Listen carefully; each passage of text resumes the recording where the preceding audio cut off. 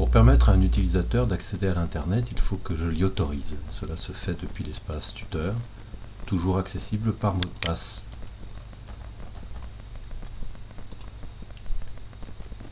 Je vais dans Internet, et là je choisis l'utilisateur auquel je veux restreindre l'accès à l'Internet. Nous allons interdire Internet au compte invité, et nous allons par contre le laisser accessible à Sébastien. Il suffit de fermer. Nous allons constater en allant dans l'espace invité et en cliquant sur Internet s'il y a accès.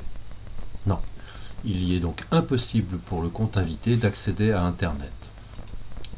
Nous allons changer de compte. Sur ce compte-là, nous avons autorisé l'accès à Internet.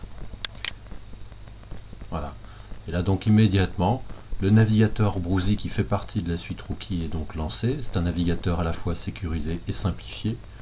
On constate que la barre de navigation est assez simple.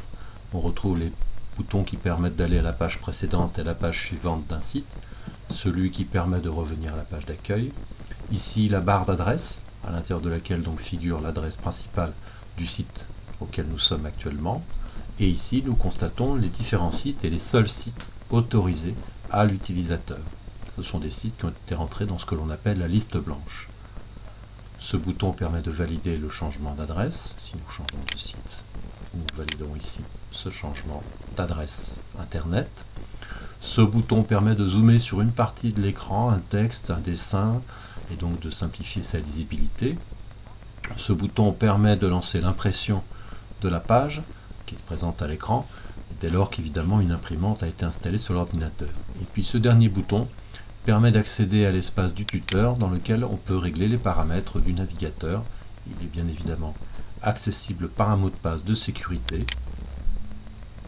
Là on constate que l'on peut donc modifier la page d'accueil, visualiser les différents sites que j'ai autorisés pour cet utilisateur, avec la possibilité d'en rajouter, bien évidemment.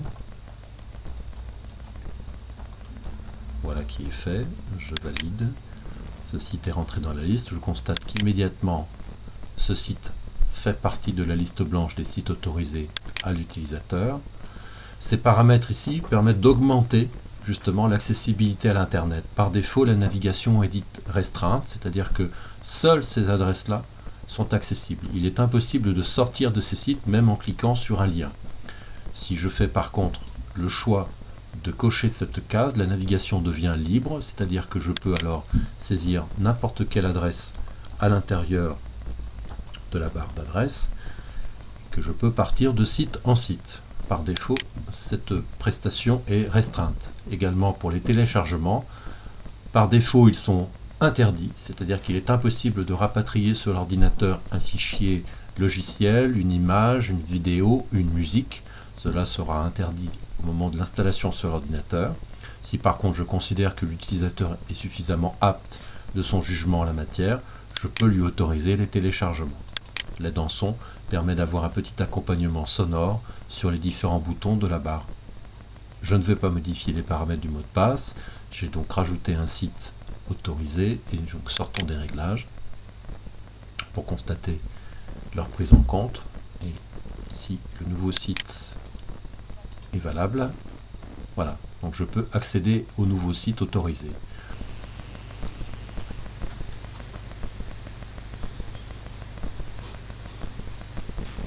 On va essayer sur site. Voilà, il ne figure pas dans la liste des sites web autorisés.